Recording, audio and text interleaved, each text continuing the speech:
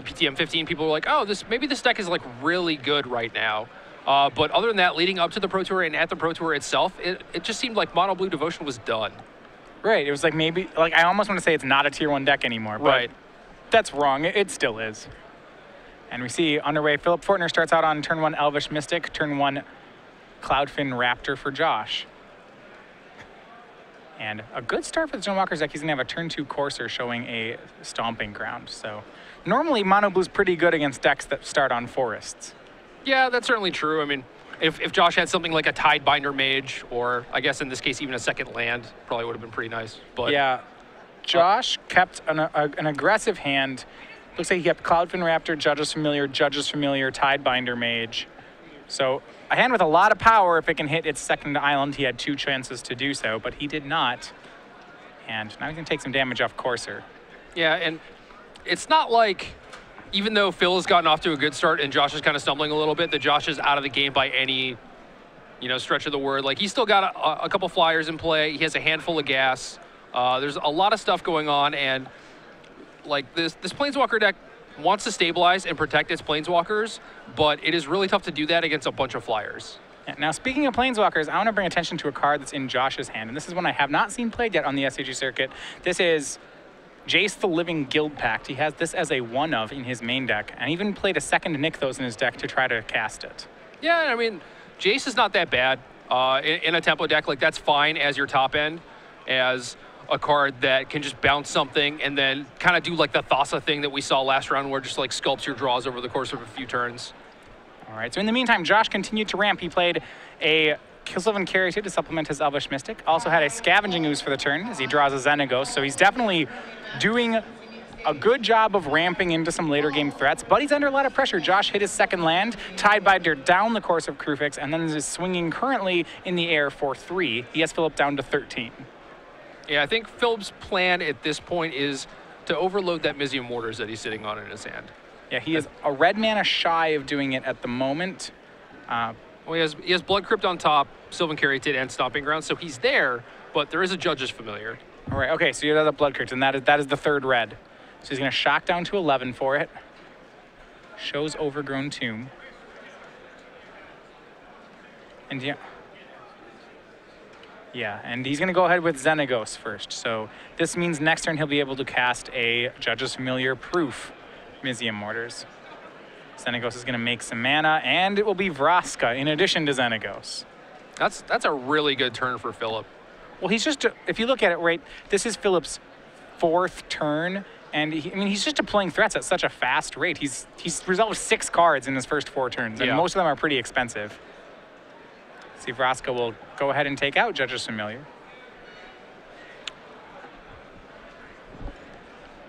And yeah, it looks like he's been able to get ahead of the mono blue deck. Yeah, I think it was just that one turn was all it took. And now he has Scavenging Ooze with a creature in the graveyard, so he's able to protect his Planeswalkers pretty well and still has the threat of Mizzium Mortars looming in case Josh has something to follow it up. And we'll see what Josh can do here. I mean, he doesn't know about the Mortars, and he doesn't really have a great defense to it. No, I mean, like, you're so far behind on board, it's not like you can really play around Mortars and try not to overextend. At this point, I think you're just like, if they have it, they have it. You know, and there's not a whole lot else you can do. Yeah.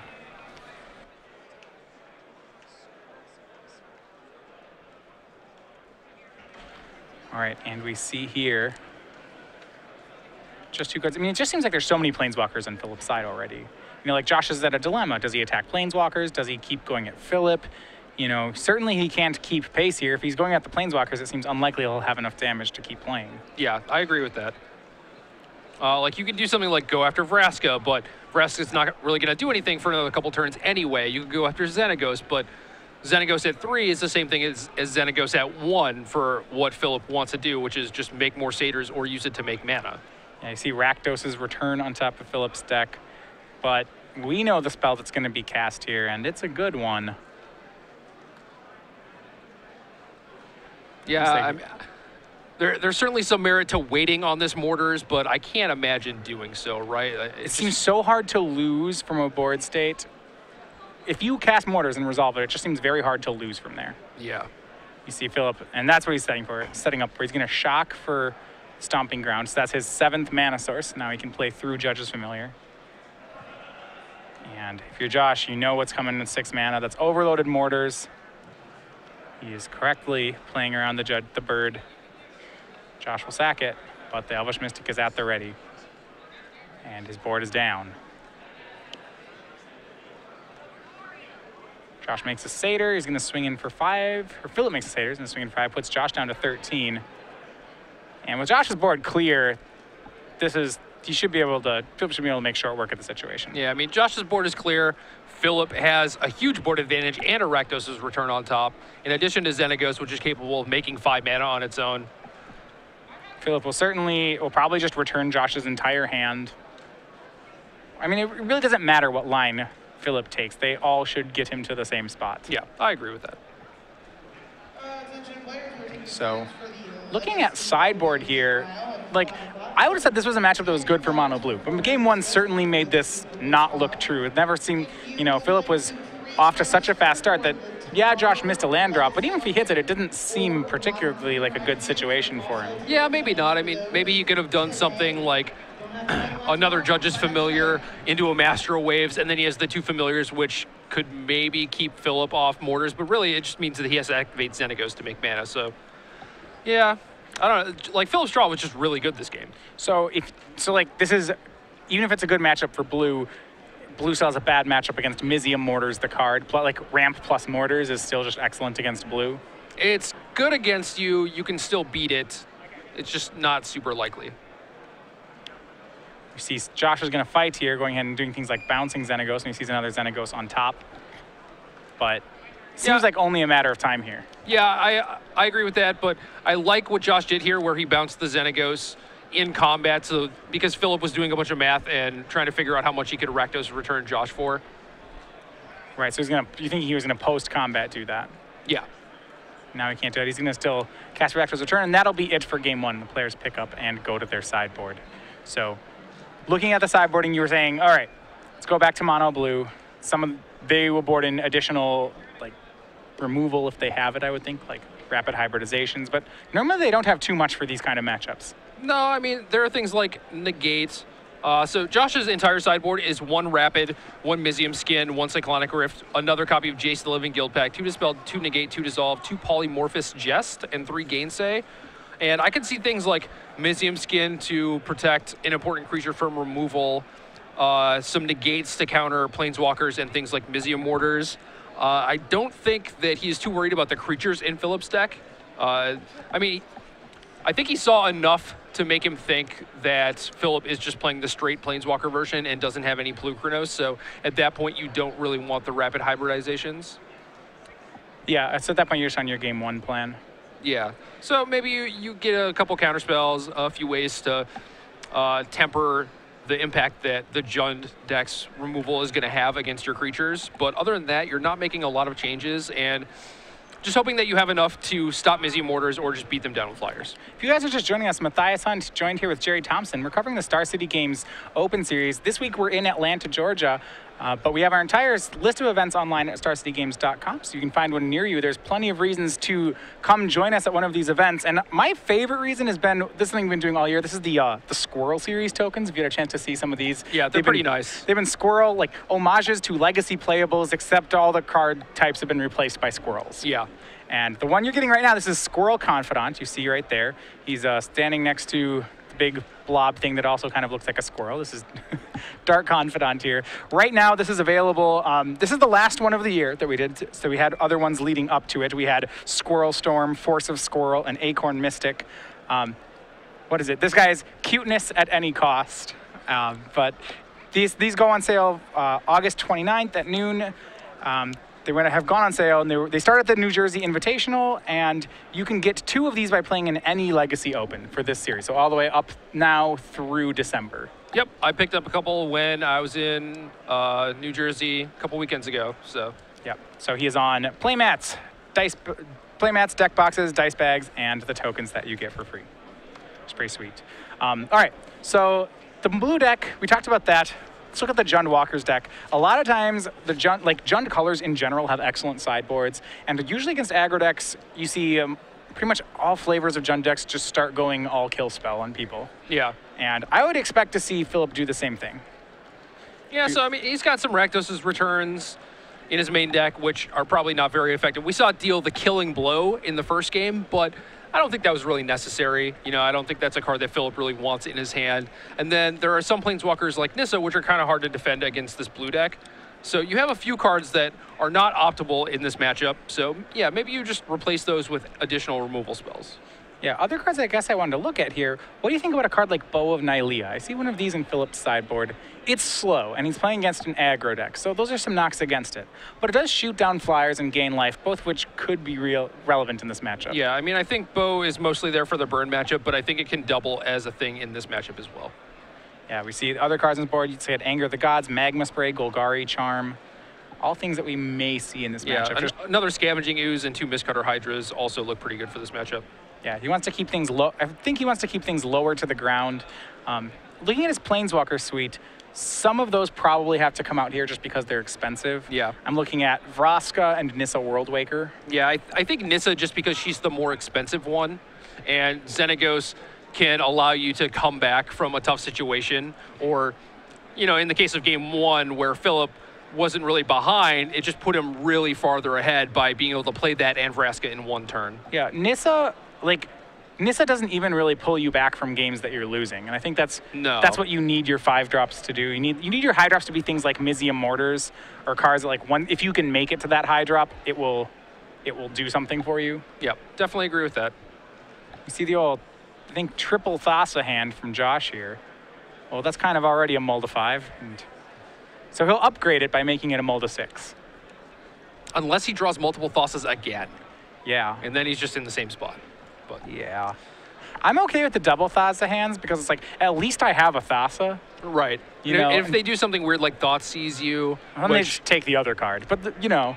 Sure. But, I mean, it means that you are going to have a Thassa, right? Like, right. If you just have one and they Thoughtseize your Thassa, it's like, well, that kind of stinks. But yeah, and I mean, Thassa is so good in the deck that I would be willing to discard if Thassa had an additional cost in Mono Blue of discard a card when you cast it, I would still be playing 4 of them. Just because that might be a stretch, but I don't think I disagree with you. Yeah, it's a stretch, but I mean, the card is just that good. But 3 of them, and then, okay, now we're into the territory of, now we have a lot of dead cards in our hand. Yeah, his hand was Thassa, Dissolve, and some lands. So if you could trade in those 2 Thassas for an extra card or a different card, you probably would. So looking at Dissolve, Dissolve is interesting in this matchup, and I kind of want to look at casting that. Ideally, the reason you play Dissolve is that your opponent has some ramps into high drop spells. So Dissolve seems pretty good here. Yeah. But there's a danger that you're boarding in a lot of 3-drop spells when you're the aggro deck, and I would think Dissolve would only come in after you've boarded in your negates, because all his high drop spells are non-creatures. Yeah, I think Negate is definitely in there. Dissolve might be in there. The issue is that you want to counter these big spells from the Jund deck, but the Jund deck wants to sideboard out some of those. And there is definitely a real danger in holding open mana for something like Dissolve and having your opponent just use all their mana to play a Mistcutter Hydra and start attacking you. Right, play Mistcutter Hydra, or they might just play a kill, play an Abrupt Decay or something that you similarly can't do much about. All right, with that said, we are underway. We had Josh Cope on the play. He was on a mull 6 start with Judge's Familiar and then got Frostburn Weird into play. Phillip does have some acceleration of his own, though, which is pretty important in the matchup. He does have his Elvish Mystic. We'll see if he has the Caryatid to go with it. Can he double ramp? Looks like he does. Night and day for me with these Jund decks. When you get to start on Mystic into Caryatid, these decks feel really good. Yeah, games are completely different. Although, granted, post-board, if Phillip's deck is more about attrition and he has a bunch of removal spells, it might be more important for him to not actually draw too many of these mana accelerators if he doesn't have a lot of that top end stuff. Yeah. Josh's play for the turn was Hall of Triumph. This is a one of that we sometimes see in blue decks. Gives all blue creatures +1/+1, so it's pretty much your whole deck minus the Mutavaults. Swings in for 2. His remaining cards are an island and a negate, so he's going to have to do a lot of damage with these creatures. Yeah, and I like that. I mean, I like Hall's place in the deck. Either as a one-of or a one-of in the sideboard, because it's really good against the Black Devotion deck specifically because it allows your elementals to live after your Master Waves gets killed, and the same thing against this Jund deck where they function pretty similarly to the Black Devotion decks, where they're a pile of removal spells that are also trying to clock you. Yeah, if Josh draws a Master Waves, it's going to be pretty good here. It'll be a lot of it'll give him some permanent elementals. Josh takes his turn to continue developing his mana base with another Temple, and then he goes ahead and Dreadbores the Frostburn Weird, leaving Josh with just a Judge's Familiar. No other plays. Josh swings for 2. But he probably needs a little more pressure right now. Yeah, almost certainly. I mean, him getting his Frostburn Weird destroyed that turn is definitely a big dagger for him. I think what he wanted to do was to be able to untap and have the counterspell mana open and also start clocking while trying to protect his creatures at the same time. But Phillip was pretty wise to that and didn't give him that opportunity. And now I think Phillip is just going to try and turn the corner here and play something big like this Mistcutter Hydra. Yeah, so there's a counterspell open. Phillip can read into that. Just plays Mistcutter for 5.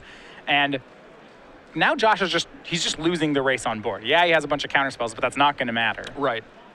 And that's the danger of becoming this super reactive deck and potentially sideboarding out some threats. You just leave yourself open to a removal spell killing your biggest threat. You have like this Judge's Familiar that's hanging around, not really doing a whole lot. But then you play something big like Mistcutter Hydra, and they just can't race you anymore. Yeah. The deck with virtually no answers to Mistcutter Hydra. The only 2 things Mono Blue can do against it are block it with a Mutavault or rapid hybridize their own creature and block it with a Frog Lizard. If it's small enough. Yeah, they can overload Cyclonic Rift at it too. And like Sure. That's your interaction with the card Mistcutter Hydra. But that's certainly not a good solution. No, they're all pretty bad, actually. Like all 3 of them are not good. We do see Nissa Worldwaker was tried to cast by Phillip, but it got negated. Josh is going to race back with Judge's Familiar, and a very big draw for him there. He drew a Mutavault, which gives him 1 more turn to work with against this Mistcutter Hydra. Yeah, which is good, but I think what Josh really needed was like a Master of Waves and then the Mutavault, maybe. Yeah, the other order would have been better because his Judge's Familiar by itself is still a lot of turns away from doing anything. Right. You see Mistcutter's going to swing here. Josh opts to take his 5 now and chump later. And Chandra Pyromaster is the play for Phillip. Is that going to get negated? Josh had a second negate. Can he afford to save it for a better spell, or does he have to go after Chandra? Yeah, I don't think you can afford to save it when you're at 4 life, but he's going to try. Yeah. I mean, there's a problem right now that, so he's at 3, and next turn we have Elvish Mystic Attack plus Chandra. Now he's down to 1. Mm-hmm. Like, I mean, I feel like Josh probably needs a Master of Waves to win this game. And if that's the case, then negating the Chandra might not make any sense because he needs to draw Master exactly that turn to really have any shot. But even then, I think the Chandra still is able to whittle him down before the Master would be able to kill Phil, just because the Master's only for 2. He draws another Mutavault for that turn, so he knocks Phillip down to 7. So Josh is already more or less locked into this Mutavault, chumping a Mistcutter. We'll see what he does. The other one, I guess, can block an Elvish Mystic, which means that Phil only has 1 damage instead of 2 this turn. Yeah, that's true, but then Phillip can use the Chandra to finish off the Mutavault. Exactly. And then that leaves him dead to the Mistcutter the next turn. Yep, pokes away the Mutavault, so Josh goes down to 2 off that Chandra activation. Post-combat, Phil has, it looks like Anger of the Gods. That's not really going to do too, well, actually be fine if it is. It's not going to be too bad. It's going to clear the way, potentially. I don't think you really need that. Yeah, and he was about to go for it and then decided against it. You see Thassa, the draw for Josh. That is just too late. With no way to kill Phillip and no way to block Mistcutter, that's going to be the match. Phillip Fortner, 2-0, takes down Josh Cope and moves up to 6-0. The hat. Phillip's nice trademark hat. You can't beat that thing.